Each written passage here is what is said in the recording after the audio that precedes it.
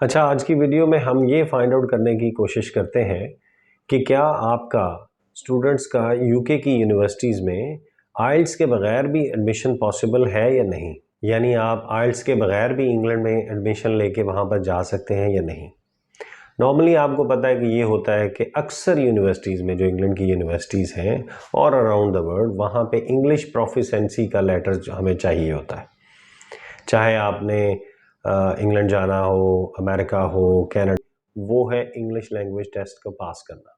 Degrees तो होती हैं, लेकिन इंग्लिश प्रोफिशिएंसी ना होने की वजह से या तो ये लोग अपनी एप्लीकेशन में डिले कर लेते हैं, इसी सोच विचार में वो वक्त गुजार देते हैं कि मेरा तो अभी टेस्ट पास नहीं हुआ है, या मैं अगर देना चाहूँगा पता नहीं पास होगा भी या नहीं होगा।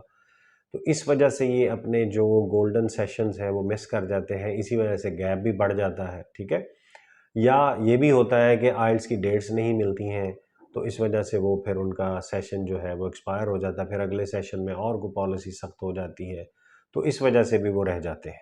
जैसे हमारे कंट्रीज़ में किसी भी यूनिवर्सिटी का मेरिट टफ होता है, किसी का नरम होता है, तो ये चीज़ें हमने फाइंड आउट करनी है। यही आप किसी से एडवाइस लेके तो आप इस चीज़ को, इस मसले का हल जो है वो निकाल सकते हैं। इसी तरह इंग्लैंड में भी जो यूनिवर्सिटीज़ हैं, कुछ यूनिवर्सिटीज़ का मेरिट बहुत टफ है, कुछ का बहुत मीडियम काइंड ऑफ होता है, कुछ का ज़रा काफ़ी रिलैक्स्ड होता है। तो ये फाइंड आउट करना ही असल जॉब होती है। गुड न्यूज़ ये है कि आपका आइल्स के बगैर भी यूके की यूनिवर्सिटीज़ में एडमिशन पॉसिबल है।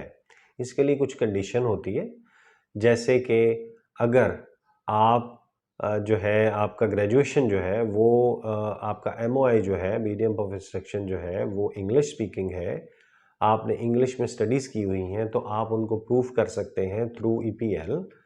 अगर आप उनको अपना जो है वो इंग्लिश प्रोफिशिएंसी का लेटर प्रोवाइड कर देते हैं और उनको यकीन दिला देते हैं कि आपने जो डिग्री ली है वो आपकी इंग्लिश में ही आपने पढ़ी है, तो कुछ यूनिवर्सिटीज़ जो हैं वो आपको बआसानी वहाँ पर एडमिशन दे देती हैं। इसमें जो स्पेसिफिक यूनिवर्सिटी है, यूनिवर्सिटी ऑफ पोर्ट्समाउथ है, वहाँ पे आपको एडमिशन जो है वो इंग्लिश के अगर आपने टेस्ट पास नहीं किया है तो उसके बगैर भी आपको एडमिशन मिल सकता है। अच्छी और एक गुड न्यूज़ ये है कि अगर आपका ग्रेजुएशन जो है वो पाकिस्तान की इन 42 यूनिवर्सिटीज़ से आपने ग्रेजुएशन किया हुआ है, तो आप इस एलिजिबिलिटी क्राइटेरिया में पूरा उतरते हैं। ये लिस्ट हम आपको शो कर रहे हैं। इन यूनिवर्सिटीज़ से जैसे यूएमटी वगैरह होगी, इकरा यूनिवर्सिटी होगी, यूनिवर्सिटी ऑफ पंजाब होगी, यूनिवर्सिटी ऑफ सेंट्रल पंजाब होगी, और इस तरह की जो भी फेमस यूनिवर्सिटीज़ हैं, अगर आपने इनसे किया हुआ है, लम्स हो गई, अगर आपके पास ईपीएल अवेलेबल है और यहाँ पर एमओआई जो है वो आपका इंग्लिश है, आप इस यूनिवर्सिटी में इजीली एडमिशन के लिए एलिजिबल हो सकते हैं।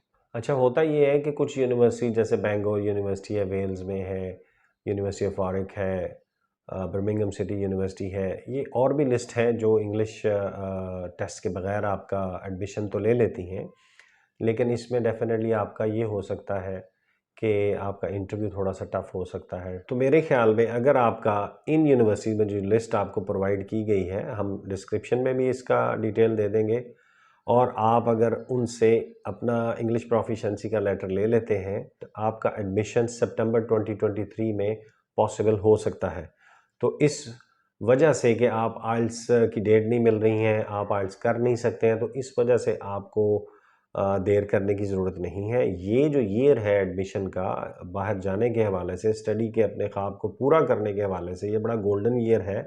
कोरोना के बाद ये जो ईयर है, इसमें बहुत ज़्यादा वीज़ाज़ इशू हो रहे हैं, तो आप इस वजह से कि आप आइल्स नहीं कर सकते, अपने आप को जो है वो डीमोटिवेट मत कीजिए। There are always option, there are always way out होता है। आप इसको करके, इस ऑप्शन को अवेल करके जो है वो अपने ख्वाब को आसानी से पूरा कर सकते हैं। अगर आपको इस हवाले से कोई भी एडवाइस चाहिए या एडमिशन प्रोसेसिंग के हवाले से मेरी मदद चाहिए, तो मैं ऑलवेज़ देयर फॉर यू। ये आप मुझे इन नंबर्स पे कॉन्टैक्ट कर सकते हैं, तो मैं आपको इस हवाले से हेल्प आउट भी कर सकता हूँ। Thank you so much.